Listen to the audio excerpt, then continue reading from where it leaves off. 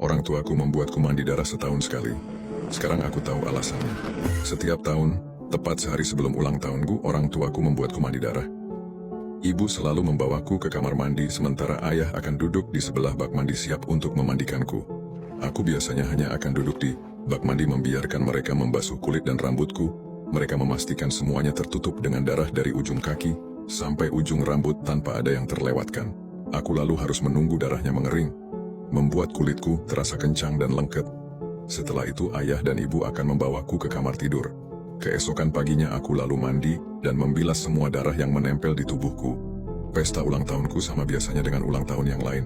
Ada kue, kado, dan nyanyian. Tidak pernah terbesit di pikiranku sekalipun kalau tradisi kami itu aneh. Beberapa tahun berlalu, aku sekarang 10 tahun. Aku tidak sabar ingin merayakan ulang tahunku yang ke-10. Selama ini aku hanya sekolah di rumah, tapi aku punya banyak teman dari pemukiman yang bisa aku undang ke pesta ulang tahunku. Aku lalu pergi ke rumah temanku Rehan untuk mengundangnya. "Ah, maaf, Sabtu aku harus pergi ke rumah Bibi, mainnya Jumat aja," kata Rehan. Aku lalu mencoba menjelaskan ke Rehan kalau hari Jumat aku harus mandi. "Oke, mainnya nanti sehabis mandi." Aku lanjut menjelaskan alasan, kenapa aku tidak bisa main di hari Jumat. Badanku nanti akan lengket dan semuanya akan kotor terkena darah. Ekspresi Rehan berubah secara drastis. Dia lalu memberitahukan kepada semua orang, mereka memanggilku vampir dan membuat orang tuaku sangat marah. Malam itu ayah memintaku duduk di sofa. Untuk pertama kalinya kami akan berdiskusi tentang tradisi mandi darah. "Dengar Ben, mulai sekarang jangan pernah bilang ke siapapun tentang mandi darah," pinta ayah dengan ekspresi serius. Dia lalu menjelaskan tidak semua hal yang kita lakukan selama ini dianggap normal untuk semua orang. Dia memintaku untuk diam, jangan pernah bicara kepada siapapun. Setelah diskusi aku menjadi semakin penasaran. Aku sekarang sadar kalau tidak semua orang harus mandi darah setiap tahun. Setelah beberapa tahun berlalu, aku sekarang remaja. Aku mulai melakukan apa yang anak remaja biasa lakukan.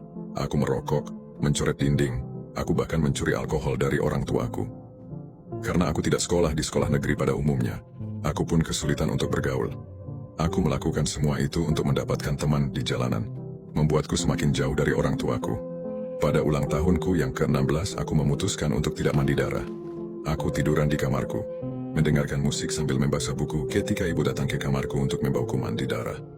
Aku menolak berkata, "Aku tidak akan mandi." "Ben, ayo jangan melawan, ini semua demi kamu," balas ibu. Setelah beberapa waktu ayahku datang ke kamar. "Kenapa?" bertanya ayah sambil berdiri di depan pintu. Ibu lalu menjelaskan situasinya. Wajah ayahku berubah merah.